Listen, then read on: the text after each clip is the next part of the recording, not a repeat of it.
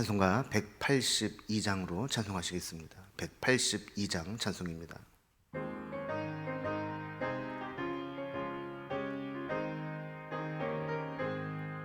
강물같이 흐르는 기쁨 성령 강림함이라. 정결한 맘 영원하도록 주의 거처 되겠네.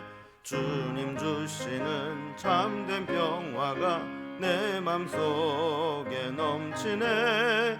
주의 말씀에 거센 풍랑도 잠잠하게 되도다. 나의 생명 소생케 됨은 성령이 마심이라. 모든 의심 슬픔 사라져 주의 평강 넘치네. 주님 주시는 참된 평화가 내 맘속에 넘치네. 주의 말씀에 거센 풍랑도 잠잠하게 되도다. 하늘에서 단비 내리고 햇빛 찬란함같이 우리 마음에 성령이만이 주님 보내심이라. 주님 주시는 참된 평화가 내 맘속에 넘치네. 주의 말씀에 거센 풍랑도 잠잠하게 되도다. 생명신에 넘쳐 흘러서 마른 광야 적시니. 의의 열매 무르익어서 주수를 기다리네. 주님 주시는 참된 평화가 내 맘속에 넘치네. 주의 말씀에 거센 풍랑도 잠잠하게 되도다. 놀라우신 주의 은혜로 주의 얼굴 뵙겠네. 평화로운 안식처에서 영원토록 쉬겠네. 주님 주시는 참된 평화가 내 맘속에 넘치네. 주의 말씀에 거센 풍랑도 잠잠하게 되도다. 오늘 함께 보실 하나님 말씀은 신약성경 요한복음 7장 37절에서 52절까지 말씀입니다. 요한복음 7장 37절에서 52절까지 신약성경 156면에 있습니다. 이 말씀을 제가 봉독하겠습니다. 명절 끝날 곧 큰 날에 예수께서 서서 외쳐 이르시되 누구든지 목마르거든 내게로 와서 마시라. 나를 믿는 자는 성경의 이름과 같이 그 배에서 생수의 강이 흘러나오리라 하시니, 이는 그를 믿는 자들이 받을 성령을 가리켜 말씀하신 것이라. 예수께서 아직 영광을 받지 않으셨으므로 성령이 아직 그들에게 계시지 아니하시더라.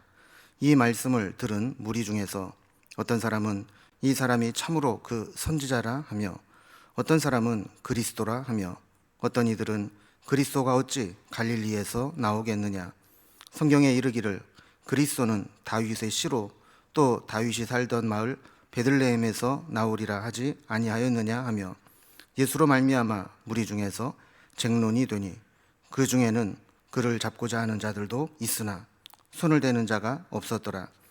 아랫사람들이 대제사장들과 바리새인들에게로 오니 그들이 묻되 어찌하여 잡아오지 아니하였느냐. 아랫사람들이 대답하되 그 사람이 말하는 것처럼 말한 사람을 이때까지 없었나이다 하니, 바리새인들이 대답하되 너희도 미혹되었느냐. 당국자들이나 바리새인 중에 그를 믿는 자가 있느냐. 율법을 알지 못하는 이 무리는 저주를 받은 자로다. 그 중에 한 사람 곧 전에 예수께 왔던 니고데모가 그들에게 말하되 우리 율법은 사람의 말을 듣고 그 행한 것을 알기 전에 심판하느냐. 그들이 대답하여 이르되 너도 갈릴리에서 왔느냐? 찾아보라. 갈릴리에서는 선지자가 나지 못하느니라 하였더라. 아멘. 우리가 살펴보고 있는 요한복음 7장은 초막절이라는 절기에 예수님께서 예루살렘에 올라오셔서 사람들과 논쟁을 벌인 장면을 기록하고 있는 장입니다. 긴 논쟁이 이어지면서 오늘 본문은 초막절 절기 마지막 날 있었던 이 논쟁을 기록하고 있습니다. 초막절은 이스라엘 백성들이 출애굽 이후에 광야를 지나올 때 이 초막에서 생활을 하면서 하나님의 인도하심을 받았던 것을 기억하는 절기입니다. 특히 이 광야 생활을 40년 동안 지내오면서 그들의 생존의 문제를 다루고 있는 것이 물 문제인데, 광야에서 물이 없을 때마다 때를 따라 물을 내주셨던 것을 기념하면서 이 초막절 절기에는 매일 대제사장이 이 성전 밑에 있는 실로암 연못에 가서 물을 길어다가 번제단에 붓는 의식을 행했습니다.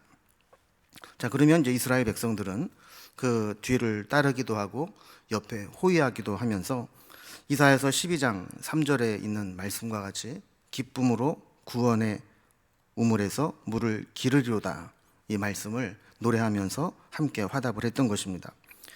또한 이 초막절을 지킬 때가 이제 시기적으로 건기가 끝나고 우기가 시작되면서 성경에 나오는 이제 이른 비라고 부르는 그 비가 내리기 시작하는 시기입니다. 그래서 하나님께서 이 초막절 절기를 통해서 이른 비를 내려주셔서 농사에도 어려움이 없도록 간구하는 절기가 되기도 합니다.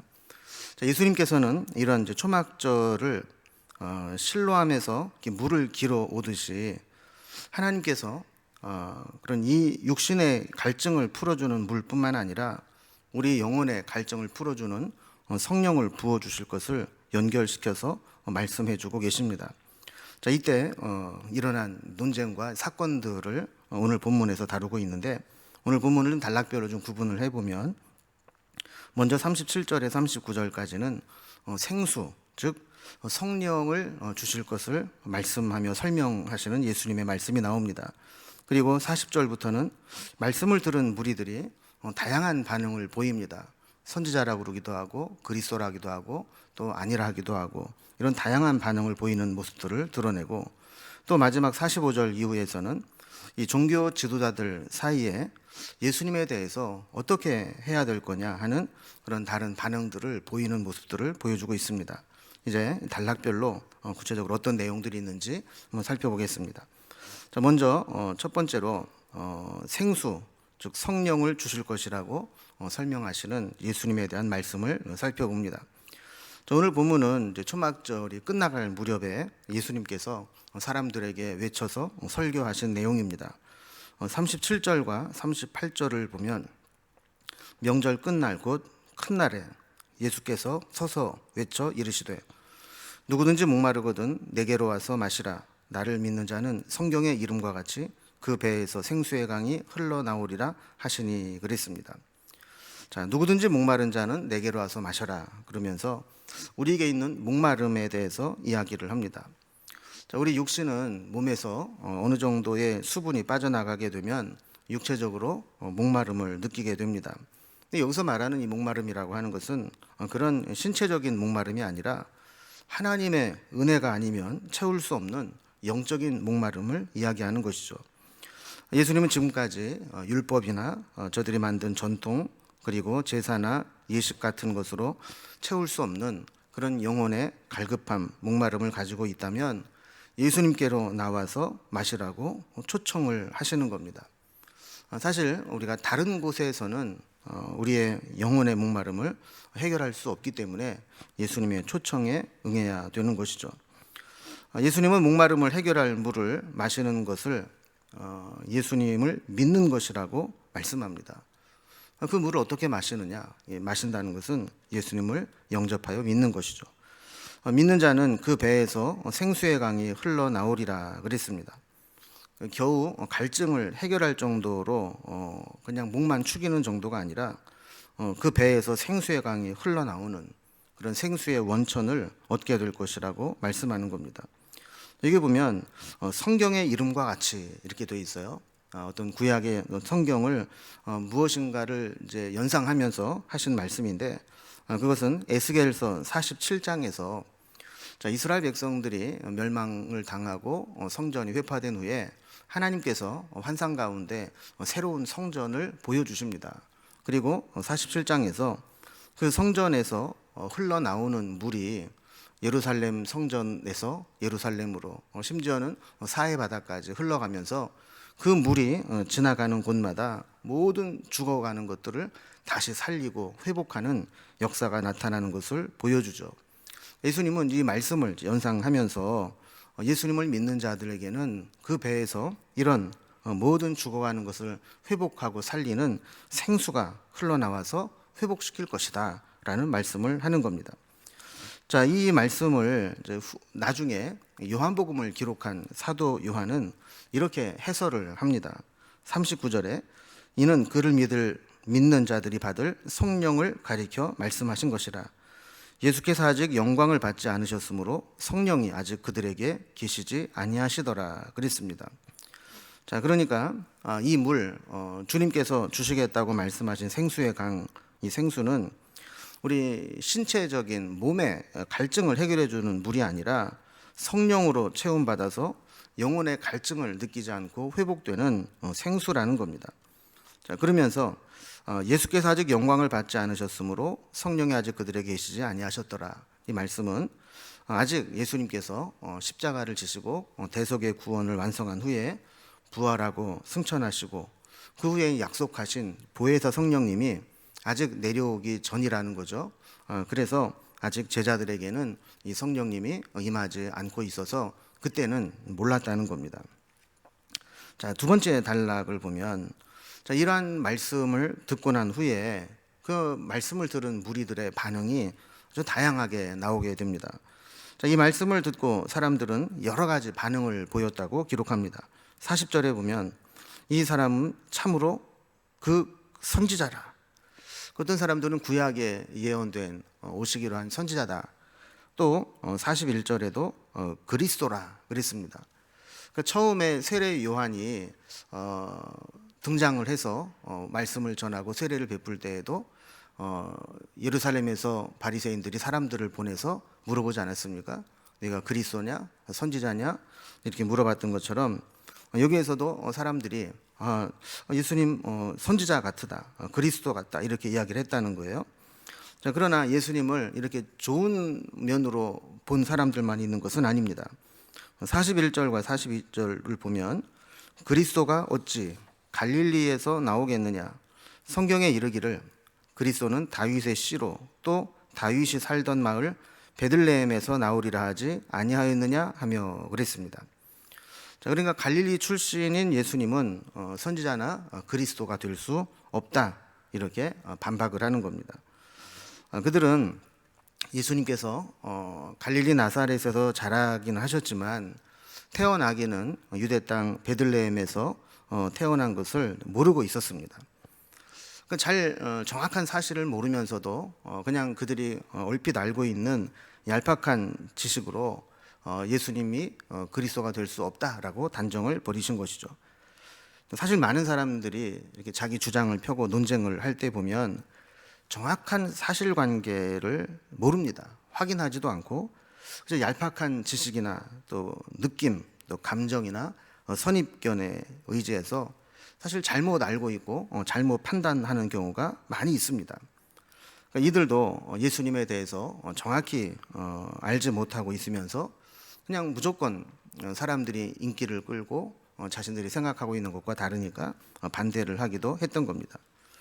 자, 이렇게 43절에 보면 사람들이 서로 예수님으로 인해서 쟁론하고 논쟁을 하게 되는 것을 보게 됩니다.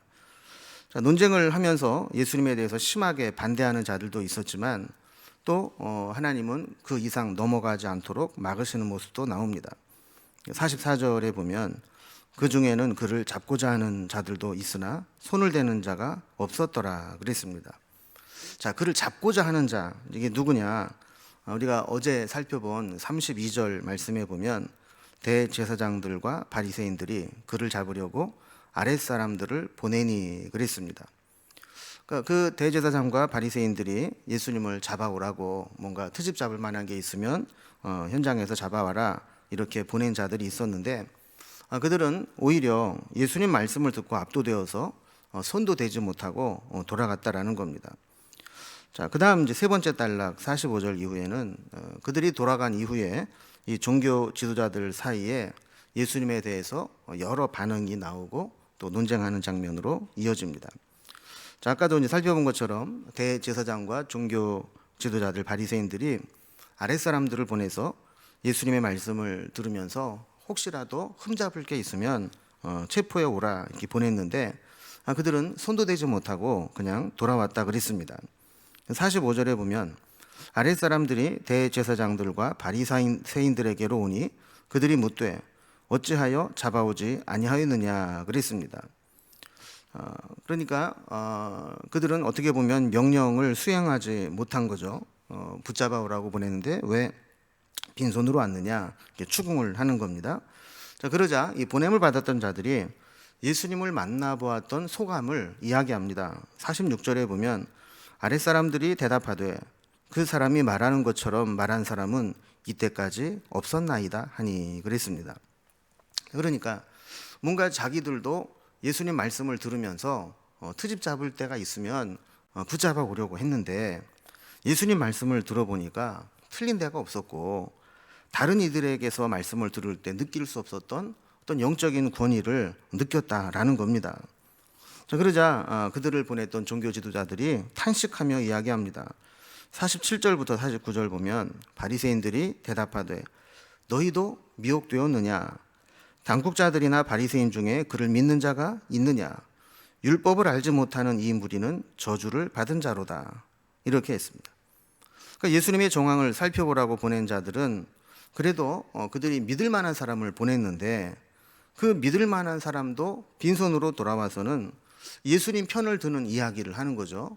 나 말씀 들어봤는데 그런 말씀 하는 건 내가 못 들어봤다고, 정말 다른 권세 있는 말씀이었다, 이렇게 예수님 편을 드니까 혹시 이들 이외에도 당국자들이나 바리새인 중에서 또 예수님에게 마음이 가 있는, 또 그를 믿는 자들이 있는 것은 아닌가 하는 이제 우려 섞인 탄식을 했다라는 겁니다.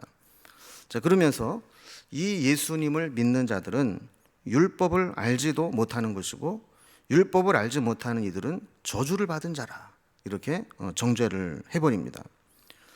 자기와 생각이 다르면 이렇게 저주를 받은 자라고 정죄하는 이야기를 들을 때 니고데모라고 하는 자가 등장합니다. 50절을 보면요, 그 중에 한 사람 곧 전에 예수께 왔던 니고데모가 그들에게 말하되 그랬습니다. 여러분, 우리가 요한복음 3장 말씀을 살펴볼 때 밤중에 몰래 예수님을 찾아왔던 바리새인이면서 유대인의 관원 지도자였던 사람 기억하시죠? 그가 예수님 말씀을 듣고 돌아갔습니다. 그 마음속에는 아마 예수님에 대한 인상이 깊었을 것이고, 또 나중에 예수님이 장사 지내시게 될 때 향품을 준비해 온 것으로 봐서는 숨어있는 제자였다, 이렇게 보는 사람들도 있죠. 그러니까 바리새인들과 대제사장들이 예수를 믿는 자들은 다 저주를 받은 자다, 이렇게 정죄하고 비판을 하고 나니까 이 니고데모가 거기에 대해서 반박을 하는 겁니다. 51절에 보면 우리 율법은 사람의 말을 듣고 그 행한 것을 알기 전에 심판하느냐 그랬습니다. 그러니까 니고데모는 율법을 따른다고 하는 자들이 당사자의 말을 들어보지도 않고 그가 행한 일에 대해서 정확히 파악해 보지도 않고 무조건 정죄하고 비판하는 것, 그렇게 심판하는 것, 이것이 율법이 말하고 있는 거냐, 이렇게 따지는 것이죠. 율법이라면 두세 증인을 데려다가 함께 그가 했던 것들의 증거를 세우고 증인을 삼고 이렇게 해야 정죄가 되는 것이지, 그냥 무조건 그렇게 정죄하고 심판할 수 있느냐 하는 겁니다. 자, 그러면서 이제 이번에는 이 종교 지도자들과 니고데모 사이에 논쟁이 벌어지는 겁니다. 그래서 52절에 보면 그들이 대답하여 이르되 너도 갈릴리에서 왔느냐? 찾아보라, 갈릴리에서는 선지자가 나지 못하느니라 하였더라 그랬습니다. 자, 그러니까 이 대제사장들과 바리새인들은 이제 선을 넘어버리는 거죠. 너도 보니까 예수님 편드는 것 같은데, 너도 같이 갈릴리 출신이냐, 갈릴리에서 난 자냐, 이렇게 이야기를 하는 거죠. 그 지역 감정까지 부추기면서 특정 지역에 대한 비하 발언까지 서슴지 않으면서 이 갈릴리에 대해서 아주 모독적인 이야기를 하는 거죠. 그러면서 갈릴리에서는 선지자가 나지 못한다 했습니다. 근데 사실 여러분 성경을 잘 보면 그들의 주장이나 생각과는 달리 요나나 호세아 또 나훔 같은 선지자들은 갈릴리 출신입니다. 갈릴리에서도 분명히 선지자가 나올 수 있는 것이죠. 그리고 오늘 본문이 우리에게 주시는 교훈은 분명합니다. 예수님의 말씀을 믿고 나오는 자는 성령을 받아서 성령의 능력으로 영원히 가라지 않는 그 심령의 성령의 충만함 가운데 살아갈 수 있는 것이고, 예수님을 거절하고 거부하는 자는 이렇게 늘 불필요한 논쟁이나 일삼으면서 그 율법에 매여 있고 스스로 정죄함을 당하게 되는 겁니다. 여러분, 우리도 살아가면서 혹시 영혼의 목마름을 느끼고 있지는 않습니까? 결국 우리의 심령이 곤고하고 컬컬하고 답답하고 생수가 부족한 것처럼 갈증을 느끼게 된다면 그것은 우리 가운데 성령님께서 충만히 임하지 않기 때문이고, 성령께서 역사하시는 것을 우리의 마음속에 가로막고 있는 것들이 있기 때문입니다. 오늘 말씀을 통해서 다시 한번 우리 예수님을 믿는 믿음을 점검하고 내 영에 하나님이 주신 성령님의 그 은혜와 풍성한 능력이 계속해서 나타나고 있는지, 혹시 그렇지 못하다면 그 성령의 그 생수와 같이 흘러 넘치는 것을 가로막고 있는 걸림돌이 되고 있는 것은 무엇인지 점검하면서 우리의 영혼의 갈급함이 성령의 은혜로 다 해결되는 은혜가 있기를 주님의 이름으로 기원합니다. 기도하겠습니다. 하나님 아버지, 예수님께서 초막절 명절 끝날 때 그들에게 외쳐 설교하시면서 누구든지 목마른 자는 내게로 와서 마셔라 하셨는데, 우리는 예수님을 영접하고 성령님의 임재하심과 역사하심을 경험하게 되었습니다. 그러나 때로 그 성령님의 그 생수와 같이 흘러 넘치는 것을 가로막는 우리의 죄악과 또한 세상을 사랑하는 마음과 또 주님이 기뻐하자는 마음들을 가지고 있을 때 그 풍성한 성령의 능력을 우리가 가로막게 될 때도 있는 것을 고백합니다. 하나님, 우리의 삶 가운데 다시 한번 예수님을 참되게 믿게 하여 주시고, 또한 예수님과 함께 우리 가운데 임하시는 성령의 풍성한 은혜가 우리 가운데 가로막히지 않도록 언제나 풍성히 임할 수 있도록 역사하여 주시옵소서. 그래서 다시는 우리의 마음속에, 우리의 삶 속에 영혼의 갈급함이나 또한 답답함이나 또한 힘들어하는 모습이 생기지 않게 하시고, 성령님께서 생명의 생수가 되어 흘러 넘칠 때에 모든 죽어져 가는 것을 살리고 회복시켰던 에스겔 47장에 그 성전에 흘러나오는 생수와 같이 그 생명의 생명수가 우리 가운데도 늘 흘러 넘치게 하여 주옵소서. 우리뿐만 아니라 우리의 가정과 일터와 우리가 손대생하는 모든 일들에도 이 성령의 생명의 물이 흘러 넘쳐서 주의 은혜 가운데 살아가는 저희들이 되게 하여 주옵소서. 오늘 하루도 온전히 주님께 부탁드리며 예수님의 이름으로 기도드리옵나이다. 아멘. 각자의 기도 제목들로 자유롭게 기도하시겠습니다.